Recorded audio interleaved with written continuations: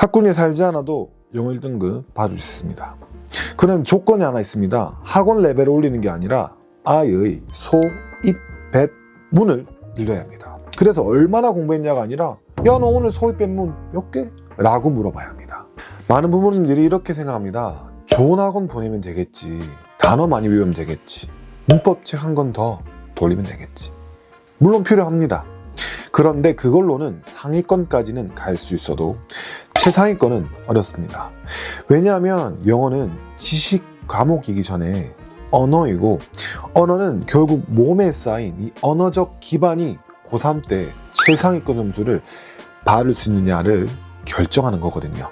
제가 예전에 몇천 명 단위의 대형 어학원에서 일할 때였어요. 한 학부모님이 상담 중에 이렇게 말씀하셨거든요. 우리 아이만큼은 제가 배웠던 방식처럼 영어를 안 배웠으면 좋겠어요. 그때 저는 웃으면서 대충 대화를 마무리할 수밖에 없었습니다. 겉은 달랐어요. 원어민 세션, 스피킹 수업. 근데 속은 똑같았습니다. 단어 암기, 문법 뺑뺑이, 시험 대비. 이 방식이 완전히 틀렸다라는 걸 말하는 거 아니에요. 부족하다는 겁니다. 이걸 깨닫고서 영어 시험을 따로 준비해 본 적이 없고, 또 따로 시험 대비를 해준 적도 없지만 거의 100점 많이 틀리면 한 개 틀렸습니다.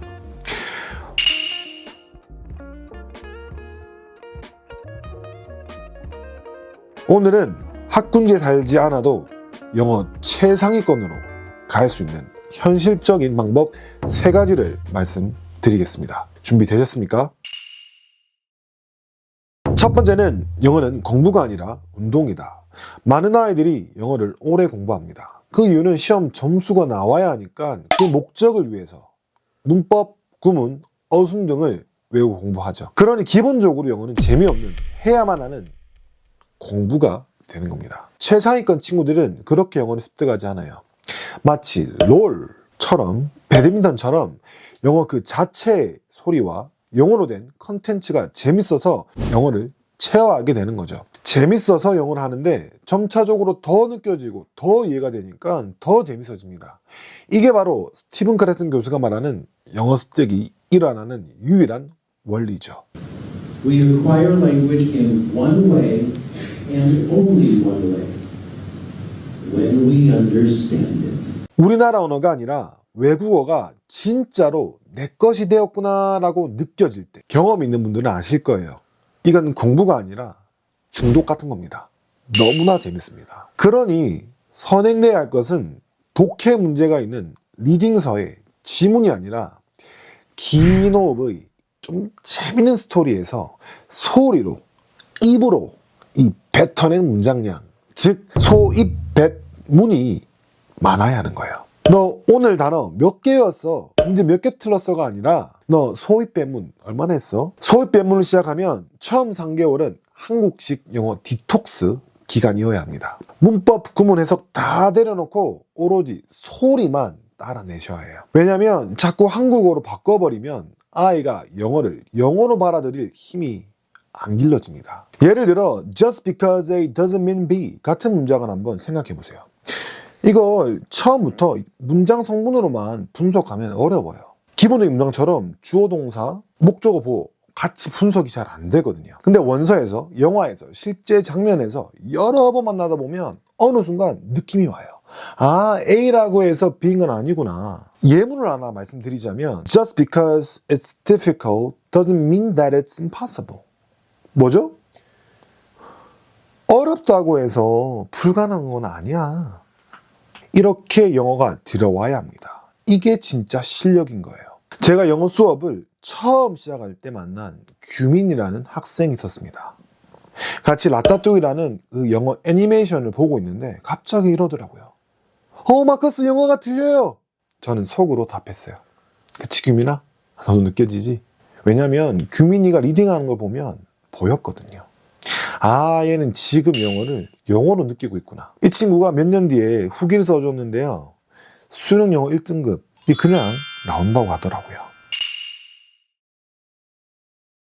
수능 듣기 속도는 사실 영화 원어보다 훨씬 느립니다.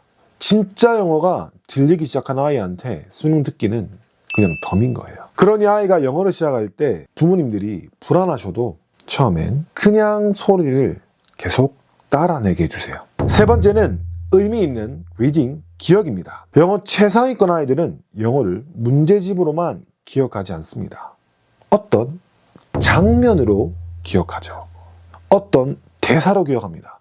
어떤 문단으로 기억합니다. 제가 예전에 리암이라는 친구를 가르칠 때였어요.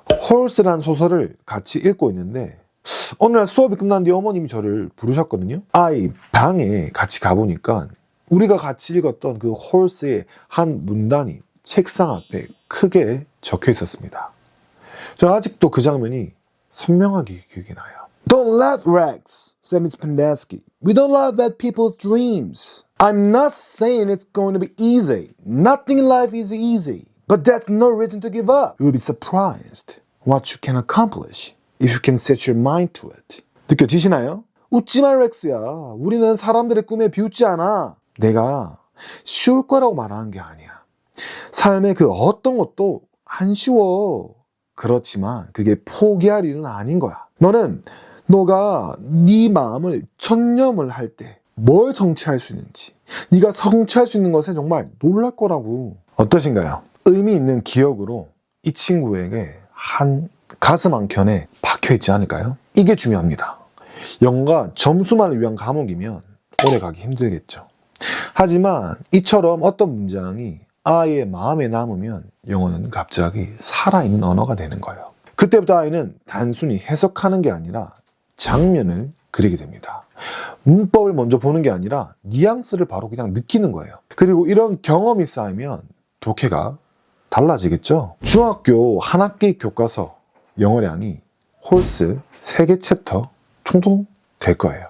우리 아이가 리암처럼 한 권을 제대로 읽어내면 사실 중학교 영어는 아무것도 아닌 게 되는 거예요. 수능 영어도 결국 영어입니다. 물론 어휘도 어렵고 문장이 더 추상적이죠. 하지만 원서로 영어의 기본 어순과 문장 감각을 많이 쌓은 아이는 나중에 수능식 어휘와 비문학 구조를 얹기가 훨씬 쉽습니다. 그래서 저는 초등, 중등 때부터 원서를 꾸준히 읽히는 것이 단순히 회화용이라고 생각하지 않아요. 오히려 장기적으로는 시험 영어에도 강력한 기반이 되어줄 거라는 거죠. 정리하겠습니다. 학군지가 아니어도 영어 1등급을 받을 수 있습니다. 하지만 방법이 달라야 합니다. 영어는 공부가 아니라 운동이다.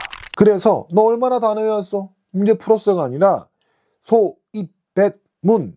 소리로, 입으로 뱉은 문장량이 얼마야? 문제집만이 아니라 의미 있는 리딩 기억을 쌓으셔야 합니다. 비싼 강의만은 답이 아닙니다. 좋은 원서 한 권, 좋은 오디오, 그리고 제대로 된 방법만 있어도 아이의 영어는 달라질 수 있습니다. 제가 이 이야기를 계속하는 이유는 하나입니다. 저도 국내에서 영어를 오래 배웠지만 실제 영어 앞에서는 무너졌던 사람이기 때문이에요. 그런데 소리 중심의 원서 읽기를 시작하고 나선 영어가 완전히 달라졌습니다.